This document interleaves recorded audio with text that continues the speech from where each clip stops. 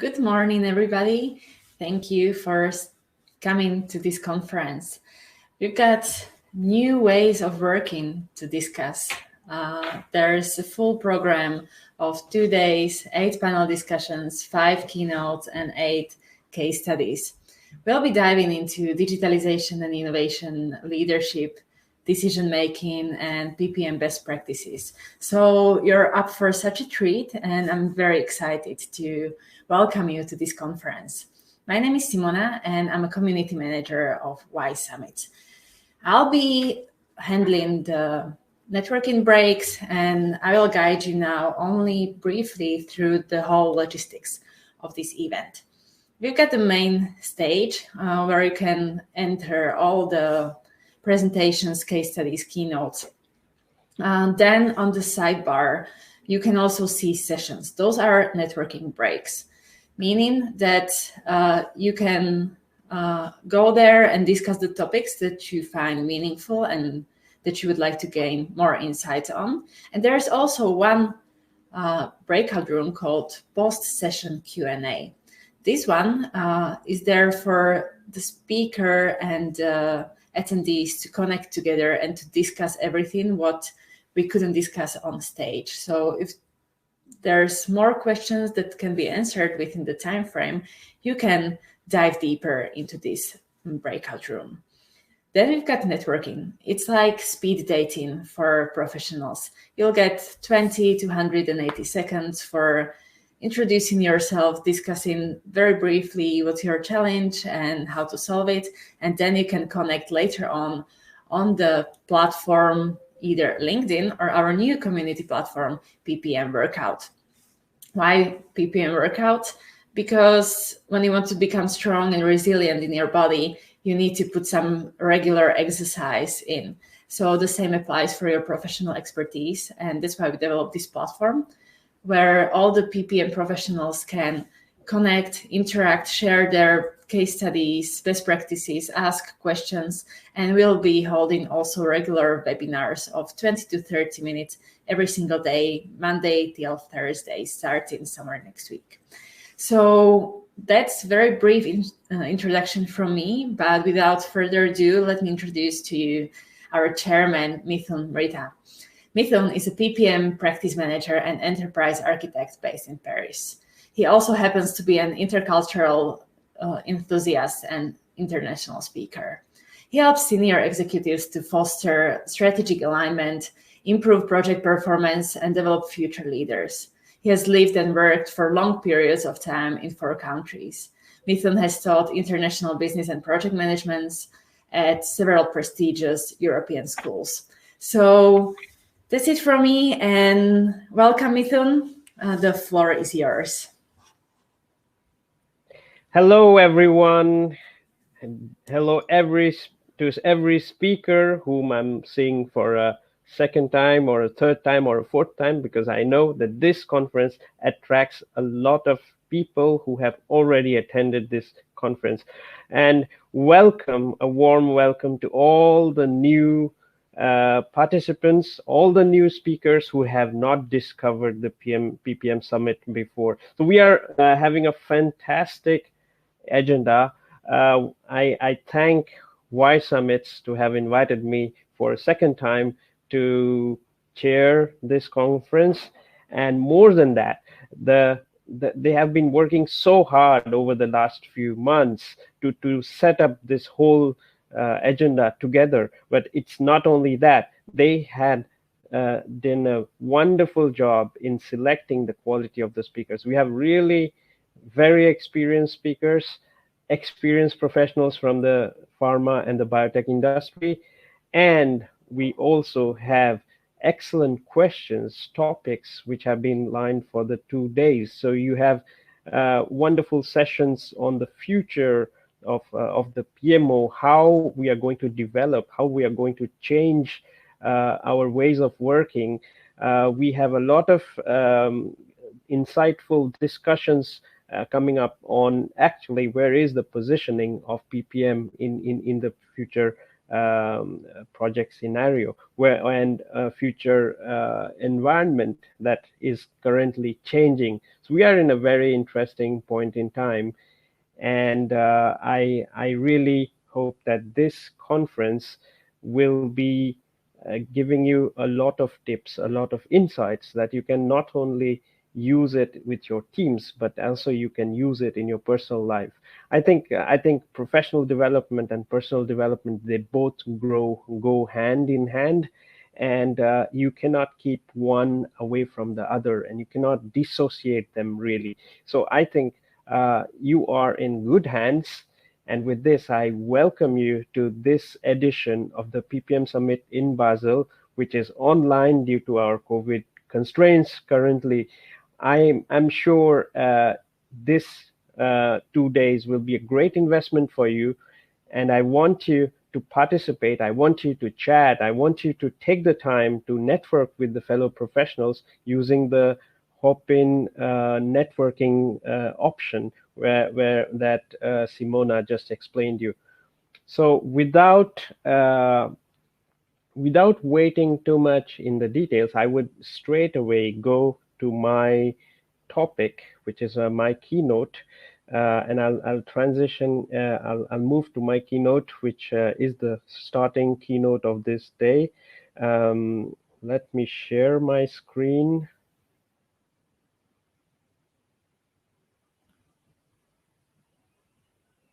Okay.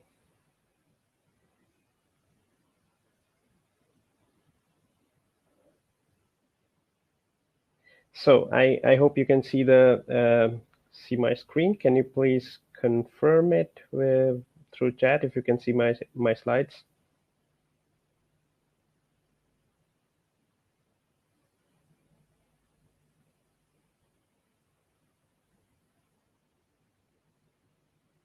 Okay, perfect. Thank you. So the idea of this presentation is planning new ways to work. And why do we need to plan new ways to work? So we are in a very interesting point in time. We are having an extended epidemic where we have absolutely no idea where it will take us to. The vaccine is in the market, but there is still very mixed reaction. We have a lot of social changes happening. We can follow the political changes, Brexit, the new elections in the US. We have had also Black Lives Matter. So a lot is going on, and everything has been compressed within a few months. So I think this is a great point in time. We can see it as an opportunity, and we can plan new ways to adapt and grow during these moments. So with this, I want you to choose from 1 to 10 and reply in the chat, where are you in your digital journey? So in your digital transformation, where are you today? You means you and your team, or you can also write it for your organization from 1 to 10. Let's see where are, let me see your responses.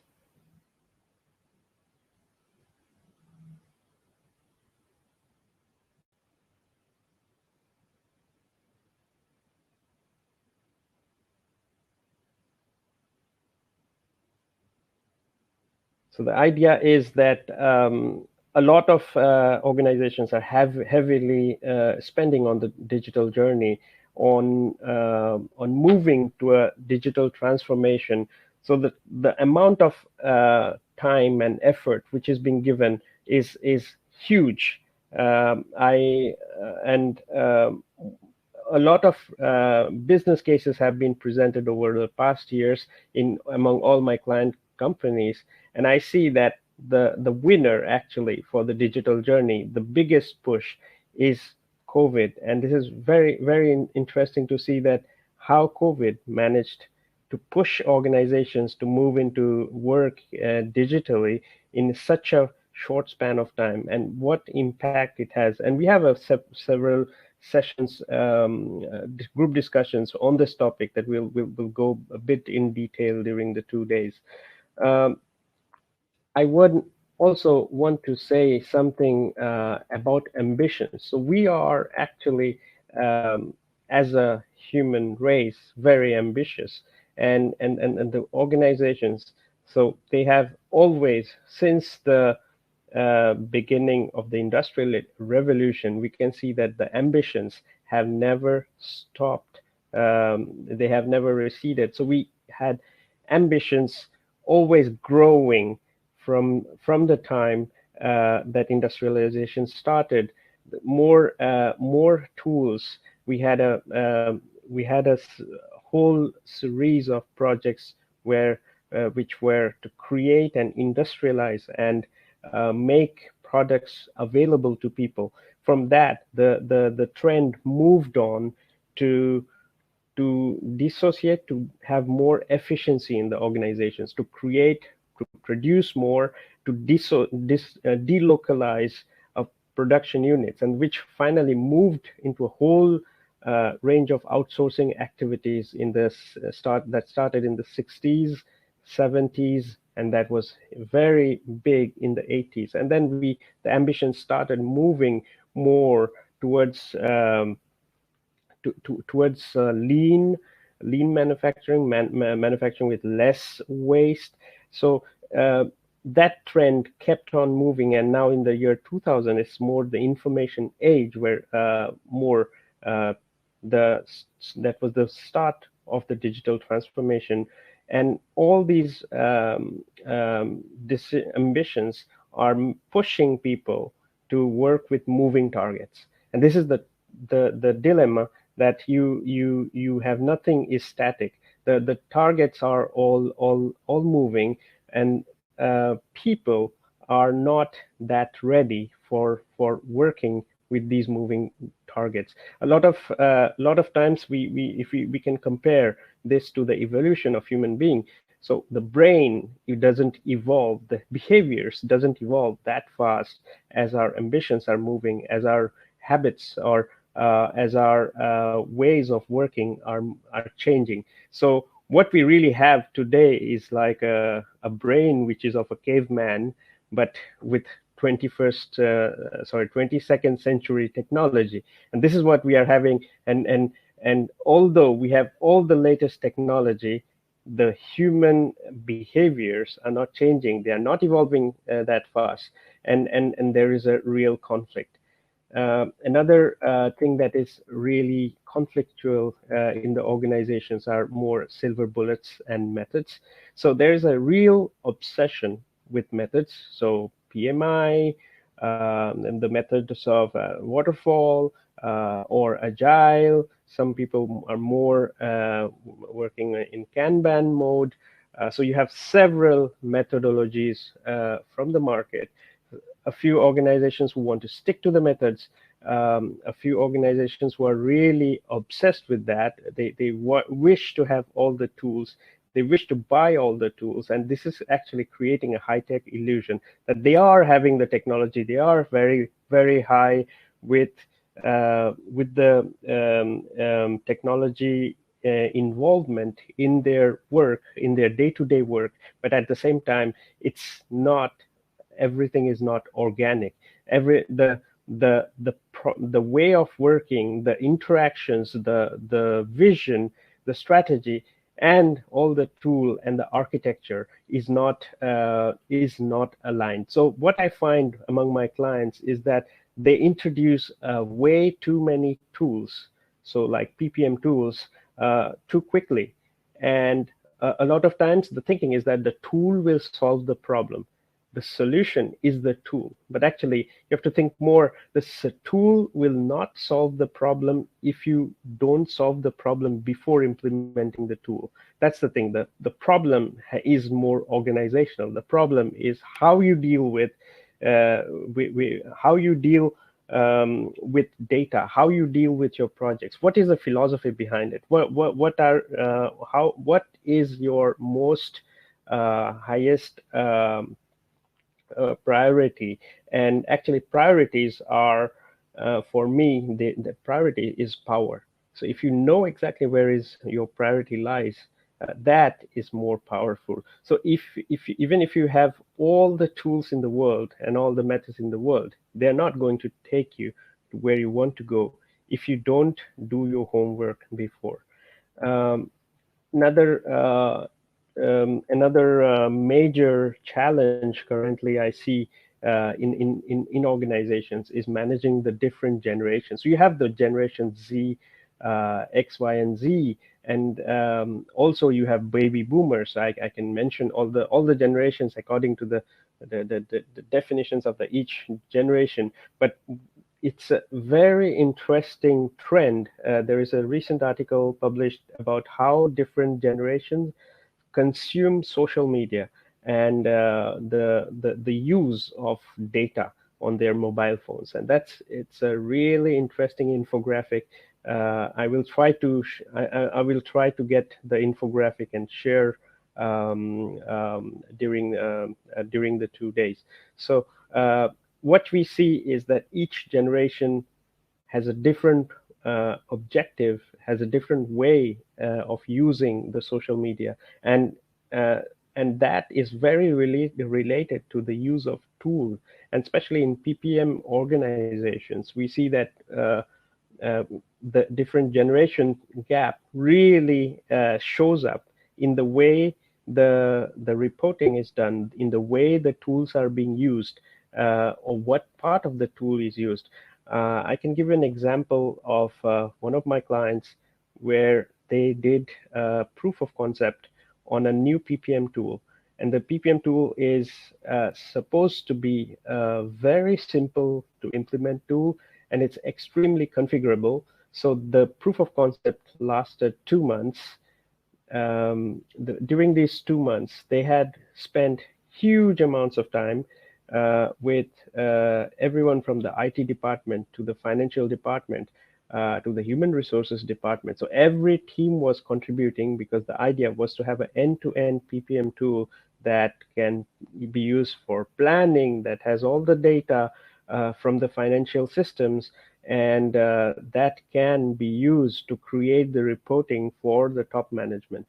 The result, I can tell you, I was so disappointed because what happened is, since this homework was not done, the people did not know how to use the different what were the different expectations of the different generations who were behind the different teams. It was completely messy, and the result is a very expensive project. The what is the result, the of the PPM tool looks more like all the old tools, manual tools that they had. Most of the Excel tools have been recreated in that PPM tool, and the PMO has to spend at least 6 days every month to extract them, manually put them on each of the PowerPoint slides, visually try to make it look better. So he spent 6 days a month.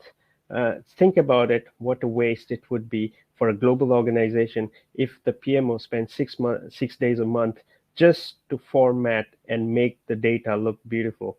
And on top of that, this whole data is not futuristic data. We are talking about all this data, which is data from the past. And just imagine if you spend all your time on the data on the past, it's a bit like taking all your money and spending on the winning stocks of last year.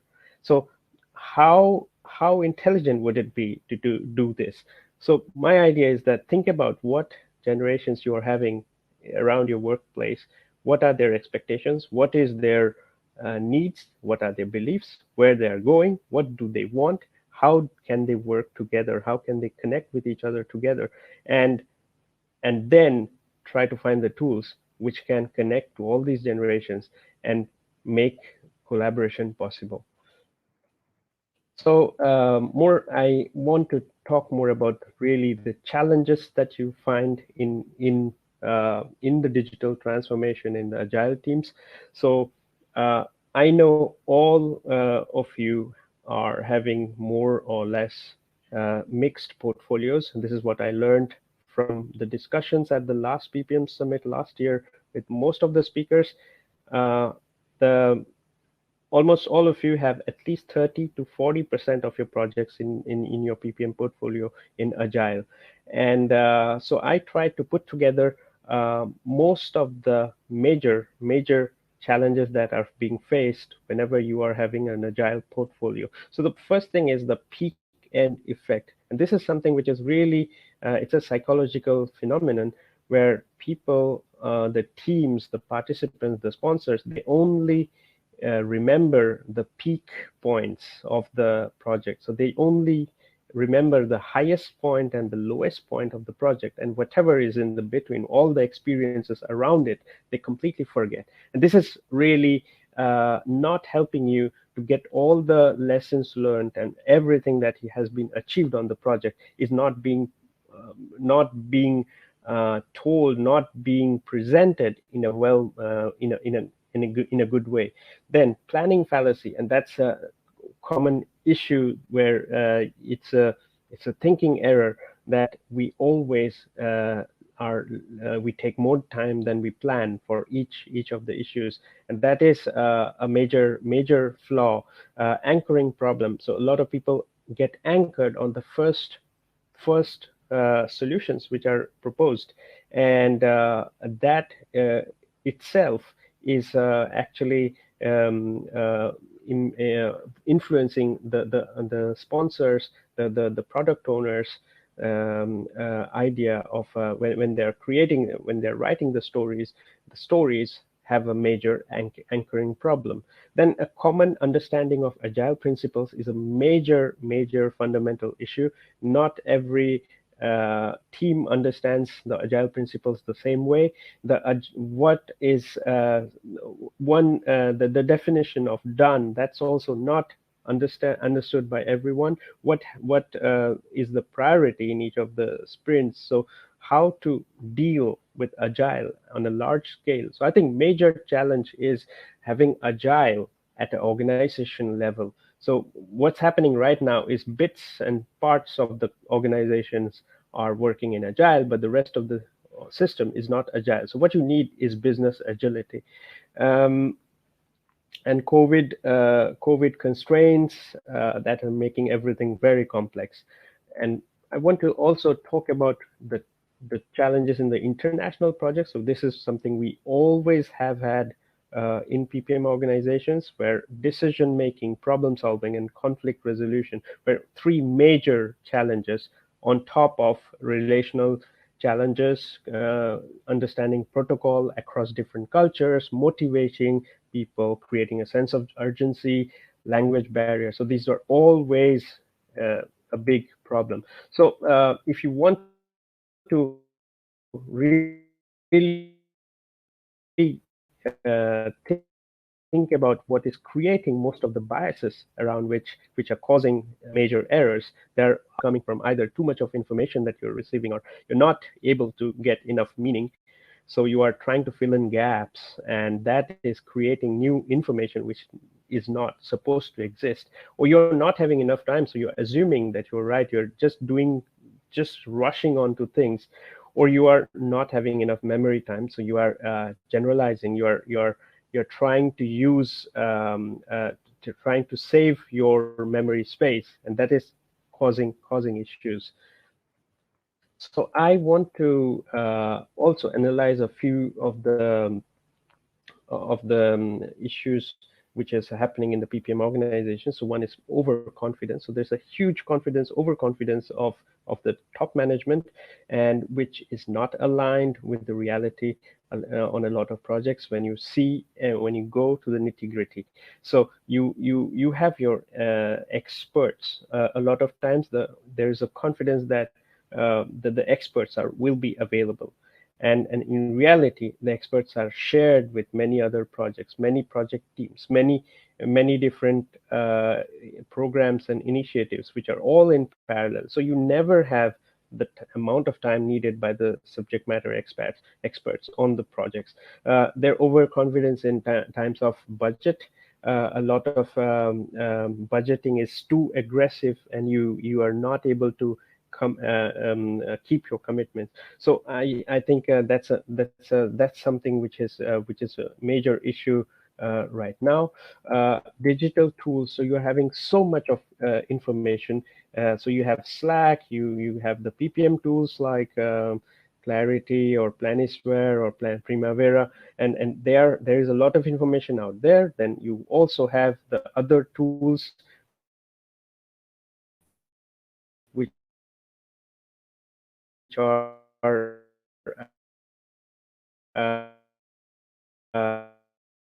like shared panels, forums. It's too much information for too little decision making, because you are having all of that information, but you're not able to make sense. So what is really important is sense making. So are you able to float on this sea of information? Are you able to really make sense? Are you able to connect the dots? And I think that's the trick. Uh, Groupthink is also one of the cognitive biases, which is a lot affecting decision making in large PPM organizations. So what happens is you make a decision finally as a group, which is not good for any of the individuals involved in the decision making, and it's so mysteriously made by the teams, and again, and it's not realized. And I think that you have to take a step back. You have to analyze where you are coming from and what will take you further. Sharing your values. And I know that teams are very diverse, and in the diverse teams, sharing your values is extremely important, and that is the challenge. We don't take enough time to connect. There's a kind of dehumanization taking place in the PPM organizations, because we are always running after the figures. We are more rationalizing the decisions, so we are more trying to tell people that this is everything we want to share, everything, the reports we want to present to the top management. They are extremely well constructed, but are they aligned? Are they a reality? Are they telling you? Are they giving you the best form of reality that you can present to them? So I think values is something very basic, and we need to be more human. So some approaches that I want to tell you quickly before I end this presentation. So take time to do your mindset maintenance. Mindset is everything, and you have to be mindful about your thinking. You have to look for your opinions. You have to look for the point of view of others, and you have to take the time to embrace your differences. You have to translate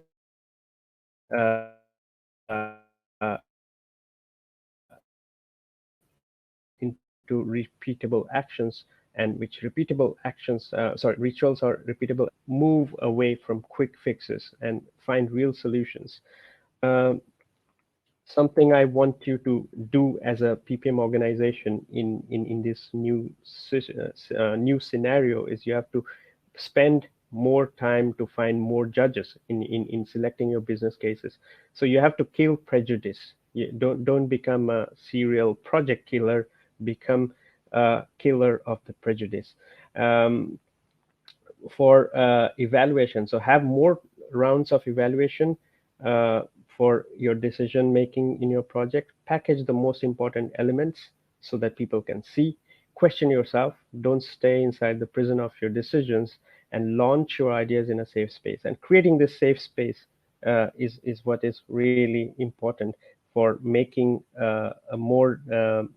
more decisions that will help the organization as a whole in these trying times. So think about it. How can you put forward, select the best projects which will give the most uh, return on investment for the organization? And is it making sense in this current scenario? Is it also making sense to the environmental scenario? So there is a lot of more constraints. Is it fitting the regulatory conditions? So lot has to be done in selecting the projects, and that's why the sponsor committees in the PPM organizations have a great job to do. And this is really, really challenging. Applying a risk-centric approach, so you have to always evaluate the risks, and at each phase. So what you have to do is more an agile mindset in the risk centric approach, which is you are not committing to the whole project at all times. So what I would suggest is try the model of real options to evaluate the risk and possibilities and assumptions of project decisions at each level, and then try to go forward. Don't So it's an iterative process which can be really helpful to choose the best way to give the results for your investments. What is helpful with that is that you have an option to move out of it. Situational mindset. This is a book I really recommend you, where um,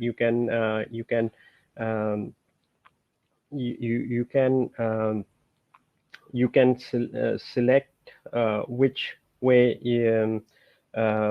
which about your decision making, and I want you to switch from the control tower option to really having a real interaction between the pilots and the control tower. So it means whenever your project managers, who are the pilots, and your PMOs, who are the control tower, they have to interact at all times, and they have to use all the checklists before starting any new project. So I want to round up the session and to say that it's very interesting. Think about whenever you are adding new tools, think about if your tools are matching your architecture and your people. Uh, if your tool will be really used, use learner's journey and design thinking whenever you are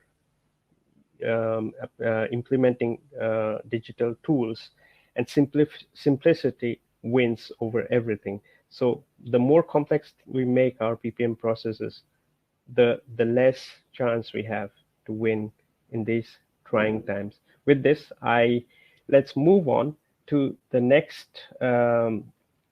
Let's move on to the next speaker. We have an uh, extremely experienced speaker coming up next. I have the time to know him during my time working at GSK, and I've heard him speak so many times. So let me welcome you to the next keynote speaker, Antonio Nito Rodriguez. He's a preeminent thought leader, author, international champion of project management, and he's one of the world's top 50 leadership and management thinkers from the Thinkers 50. So we really wish to have the best from his keynote, which is about how the project lead, how the project organization is going to change project economy. We will know, we'll discover it from him, and he will be talking about the disruptions which are impacting our society, and how the organizations have been run in a very hierarchical, slower way, and in a siloed way, and how we can change it, and we can adapt our priorities. So let me invite you to Antonio